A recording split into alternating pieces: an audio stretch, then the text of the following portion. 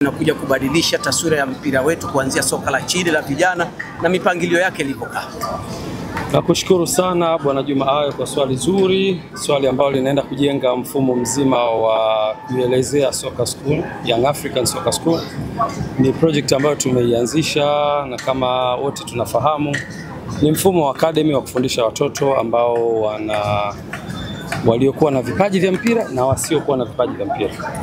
Kwa huu ni utaratibu ambao tumeuanzisha na dhamira ni kuleta elimu ya mpira katika umri mdogo. Kwa nini tunafanya hivyo? Kwa sababu kwanza tunaamini umri mdogo unaweza kushika vitu kwa wepesi zaidi kuliko umri mkubwa na kufundishika kwa maana nyingine. Lakini la pili ni kwamba nafasi ya kucheza kwa maana ya umri wa binadamu wa kucheza mpira unaisha haraka sana, tofauti na professionals nyingine. Miaka 30 kwenye mpira unaitwa mzee. Ukifika 35 watu wanakuuliza una staff lini. Kwa hiyo kupitia hapo tukaona ni muhimu tukaleta elimu ya mpira katika umri mdogo mapema zaidi, ili kutoa fursa kwa wale ambao Mwenyezi Mungu atakuwa amewabariki kipaji na wakaweza kujiendeleza kwa maana ya kujifunza, basi watumikie hii tasnia kwa muda mrefu. Kwa hiyo tumeanzisha under 11 ambayo itachukua na miaka 10, 9, 8, 7. Kutakuwa kuna under 13 ambayo itakuwa na miaka 12, 11. Kutakuwa kuna under 15 ambayo ina miaka 14, 13. Na wote tunafahamu Young Africans ina under 17 tayari ambayo inashiriki kwenye mashindano. Na kuna under 20 ambayo pia inashiriki kwenye mashindano. Kwa hiyo tutakuwa tumekava ili daraja la kutoka mtoto mdogo ambaye anakuja kwa ajili ya kujifurahisha mpaka kufika professional, kwa maana akifika miaka 20 tunaamini kabisa career yake itakuwa imeshampa picha na kama anaweza kuendelea na mpira au akaacha. Kwa hiyo tumeleta hii taaluma mapema na taaluma hii inajengwa katika misingi ya curriculum sahihi.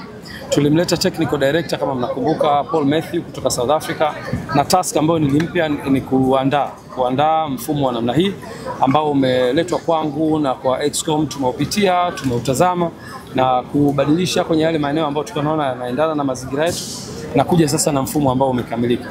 Kwa hiyo hiki ni kituo cha kwanza ambacho tunakianzisha hapa maeneo ya Upanga, lakini dhamira yetu ni kusambaa katika viunga vya Dar es Salaam, lakini baadaye pia kwenda mpaka mikoani na kuikava Tanzania yetu.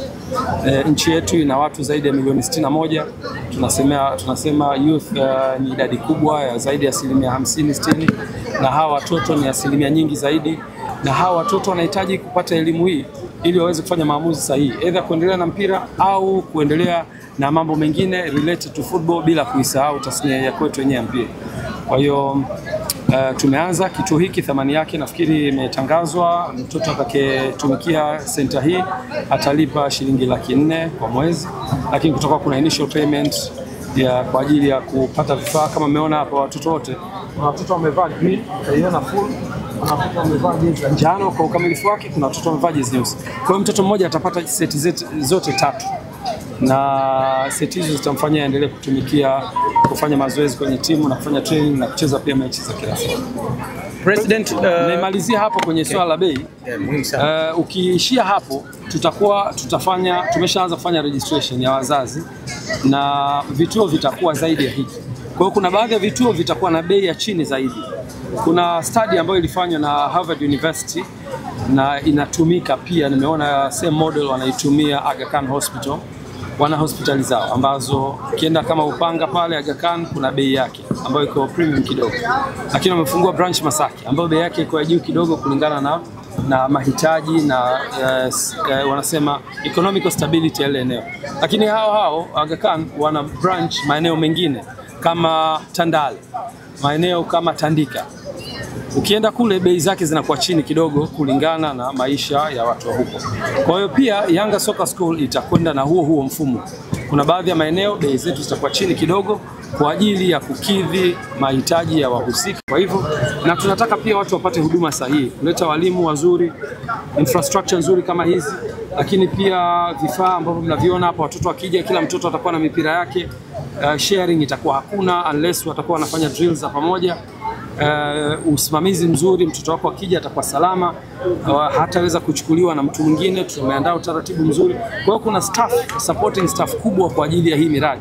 Ndio maana pia tumeweka gharama ili kukidhi gharama za uendeshaji wa hivi. Na nichukue fursa hii kualika wazazi wanaopenda watoto wao wajifunze mpira Tunawakaribisha, mfumo umetangazwa, wapite kwenye social media za Yanga. Lakini pia kuna physical registration ya hapa kituoni. Ukija hapa unaweza kusajiliwa, ukalipa ada, mtoto wako akapewa vifaa, immediately anaanza.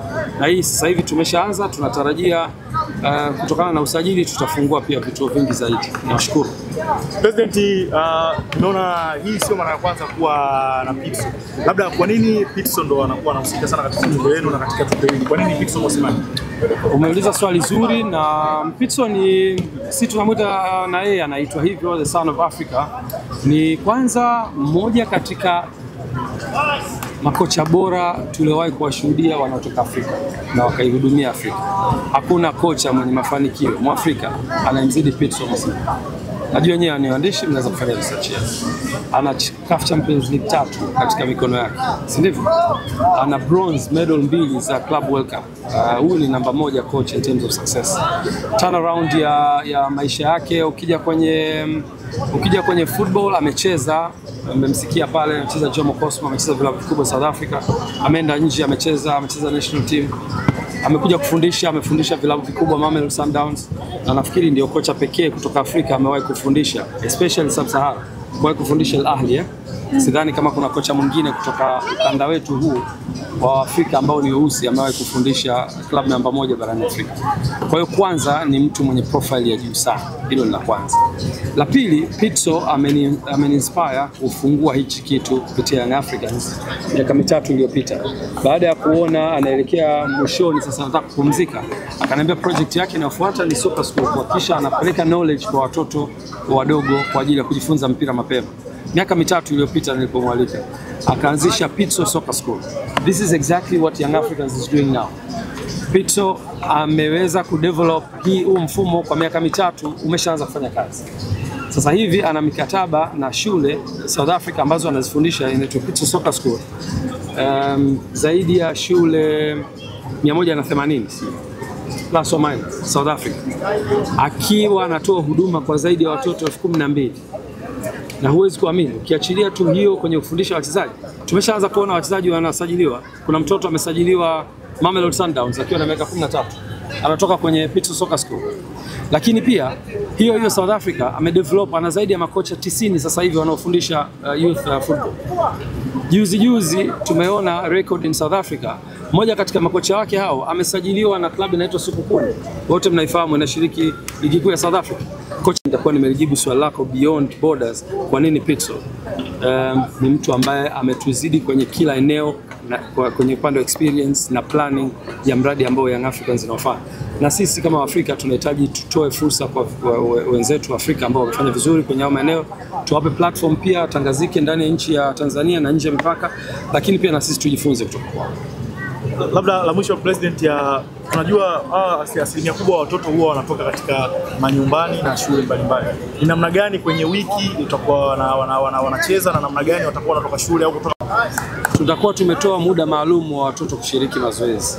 Kwa hiyo let's say saa 11 mpaka saa 12 au saa 10 mpaka saa 11. Let's say 1 hour. Kwa hiyo program ya mtoto kwanza itakuwa haikinzani na muda wake wa masomo.